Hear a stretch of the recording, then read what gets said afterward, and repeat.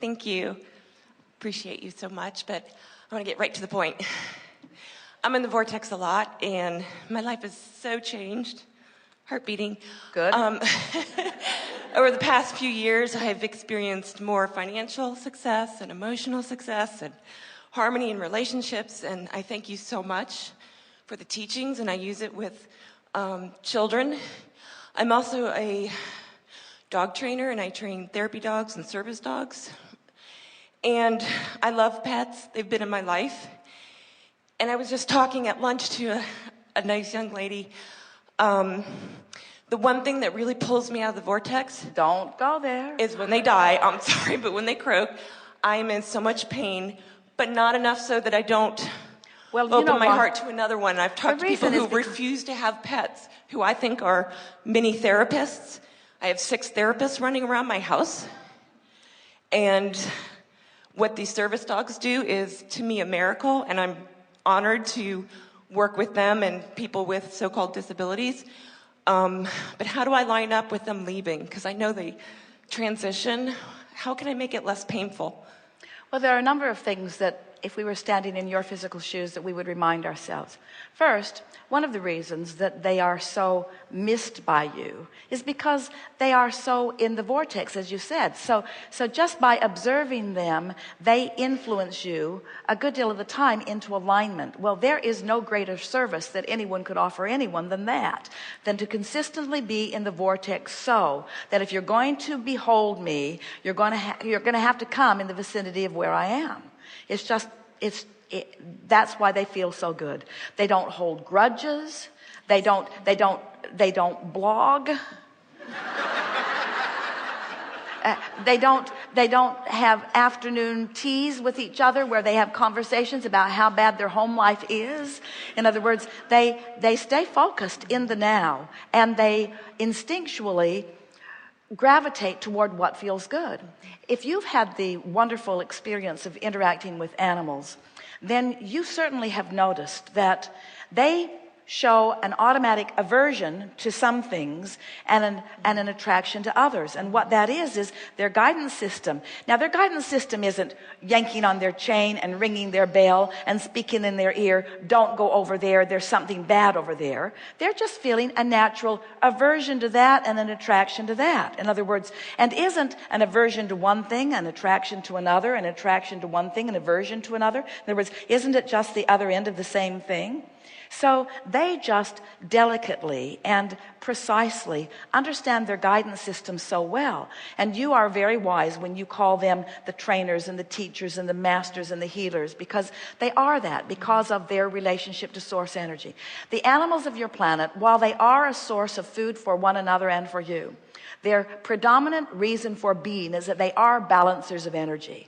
And the reason that they are more sophisticated balancers of energy than humans are is because they do not focus as precisely their desires into the vortex. So it's easier for them to stay in alignment. In other words, they don't want in the way that humans want, and so it's not as logical for them to notice the absence of what they are wanting as it is in the way that humans do.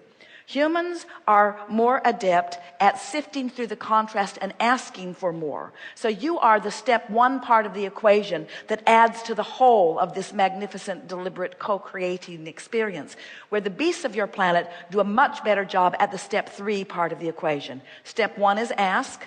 Can't help but do that. Contrast causes you to do it all day, every day. Source does step 2. Source answers. Source becomes the vibrational equivalent of what you've asked for. And the human responsibility, what you came forth to do, is the step 3 part. So that's why the beasts are so important to you. They represent the allowing, which is what you are wanting to master and teach also. Now, what we would say to ourselves about the animals is that one of the benefits of them being the allowing creatures that they are is that, because they're not the focusing creators that humans are, they do not have as great of benefit by being in the same body, in the same environment, with the same personality, with the same intentions. In other words, they can come and go much more rapidly. And so they come and go. Many of them at the lower part of the food chain come and go and come and go and come and go and come and go and come and go. And it does not mean they're not having a glorious time while they're here, but it does mean that every single one of them, without exception, does not dread the returning to the vortex, because they already understand the cycle. They don't feel any differently about reemerging back into source energy, which, by the way, is what going into the vortex is. We think you'd be rooting for everyone to do that. They don't feel any worse about going into the vortex or going back into source energy or reemerging back into source energy than you will feel at the end of this gathering when you get up and it's time to leave this room and open the doors and go on to the rest of your life experience. In other words, they do not see what you see as death as ending, and they do not see what you see as birth as beginning. They are living more of a continuum of the spiritual beings that they are. And that's what this entire gathering has been about with all of you. This is what we wish for you.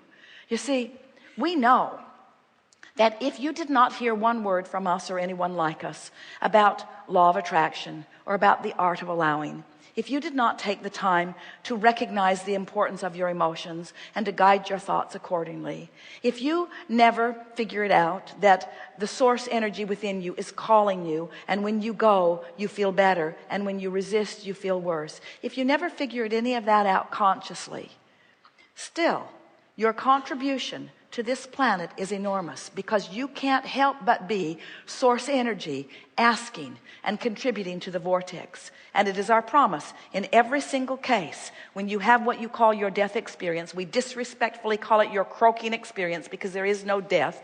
There is no ending to the consciousness that is you, only an adding to it and an adding to it. But when you reemerge, when you leave behind this personality and you reemerge into the energy that is really who you are, back into that pure positive energy, you immediately become all that life in this physical experience has caused you to become. And such a celebration is experienced. So the beast just moves in and out, in and out, in and out, in and out, in and out, in and out. And the reason you feel pain is because you've let that beast, for the most part, be a big part of your vortex time. Even though he wants to teach you about your own vortex time, you see.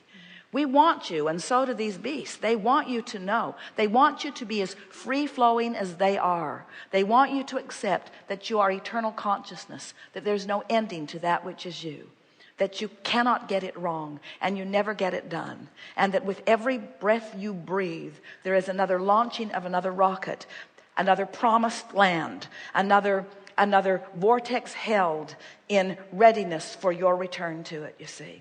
We just don't think you should have to croak to get into the vortex. And that's what they're teaching you all day, every day too. They're not croaking to get in the vortex. They're in. But when they croak, they sure don't mean that as a reason for you to get out. That is our promise to you. Can I connect with them here in the physical? Of course. Because that would be awesome. But you don't need to. You don't need to, because they're coming again, and they're coming again, and they're coming again, and they're coming again. You don't have to go back and relive anything. Just stay current and connect with who you really are, you see.